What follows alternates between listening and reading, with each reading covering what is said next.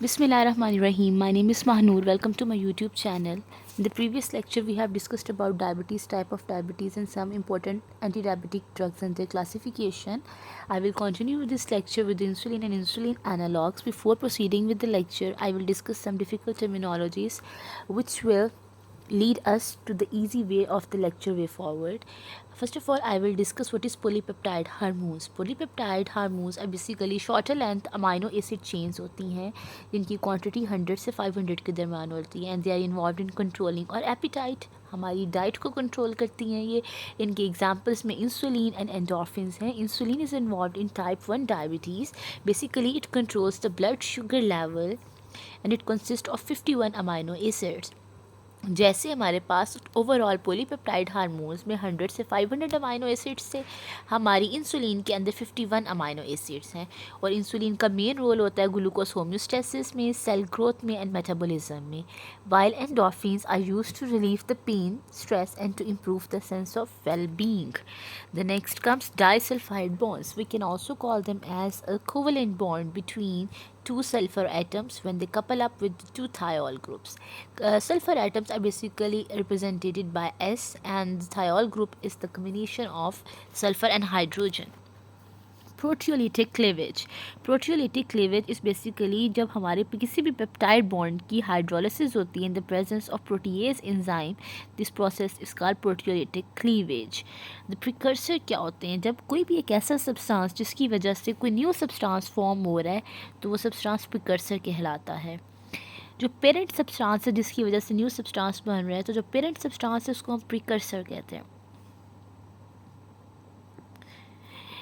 The next one is phosphorylated. Basically ये term phosphorylation से drive हुई है जिसका मतलब होता है कि हम किसी भी फॉस्फेट ग्रुप को किसी मॉलिक्यूलर कंपाउंड के अंदर इंट्रोड्यूस करवा रहे होते हैं. Next come introduction of insulin. Polypeptide hormones consisting of two peptide chains are connected by disulfide bonds. We have previously discussed that. What is a disulfide bond? It is basically a covalent bond between the two sulfur atoms when coupled up with two thiol. Next they are saying to disulfide bonds it is synthesized as a precursor. Precursor means जो उससे drive हो रहा होता है उसका main parent atom के तौर पे काम कर रहा होता है. It is synthesized as a precursor pro-insulin that further forms insulin and a C-peptide after proteolytic cleavage.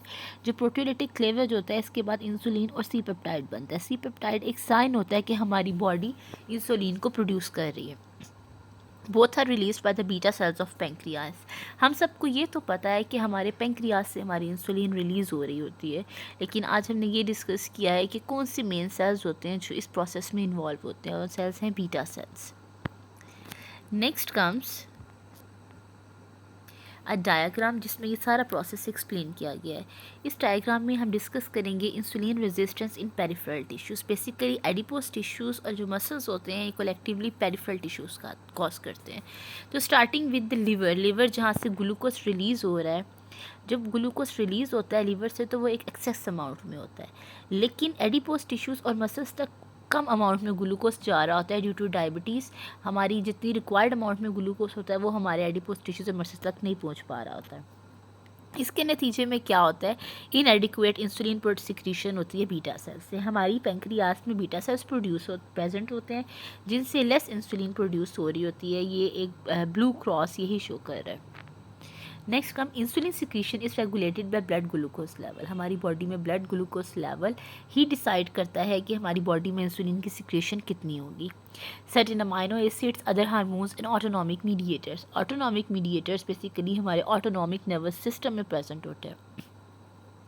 Secretion is most often triggered by the increased blood glucose which is taken up by the glucose transporter to beta cells of pancreas.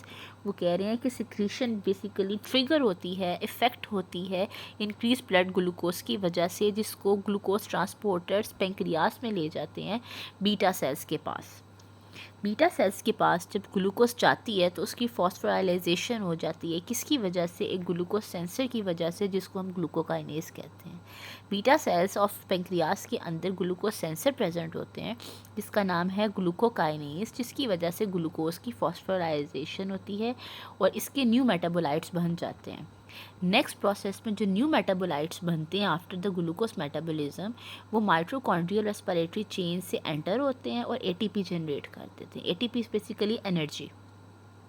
इसमें वो कह रहे हैं the products of glucose metabolism enter the mitochondrial respiratory chain and generate ATP as we have discussed. Raise in the ATP level cause blockade of potassium channel leading to the membrane depolarization and influx in calcium। वो कह रहे हैं जब हमारा ATP का level increase करता है, blood में ग्लूकोज का लेवल, एनर्जी का लेवल इंक्रीज़ होता है, तो उसकी वजह से हमारे पोटाशियम चैनल की ब्लॉकेज हो जाती है। जब पोटाशियम चैनल की ब्लॉकेज होगी ना, तो उसकी वजह से हमारी मेम्ब्रेन डीपोलराइजेशन होगी। जो हमारी प्लाज्मा मेम्ब्रेन है ना, उसमें लॉस होने लग जाएगा इनसाइड एंड आउटसाइड चार्ज का, और उसकी वजह से इन्फ्लक्स होगा, ग्रेटर अमाउंट में प्रोड्यूस होंगे कैल्शियम्स, रिलीज़ होंगे। जब इंक्रीज़ होगा ना इंट्रासेलुलर कैल्शियम का, वो पल्सेटाइल इंक्रीज़ करेगा एक्सोसाइटोसिस का। ठीक है, पल्सेटाइल का मतलब होता है कि जो है फ्लो होगा एक प्रेशर के अंदर। नेक्स्ट लेक्चर में हम इसकी फर्दर डिटेल्स को डिस्कस करेंगे। Thank you so much. अगर आपको मेरी वीडियो अच्छी लगी है, do like it, subscribe it and share it with your friends. Thank you very much.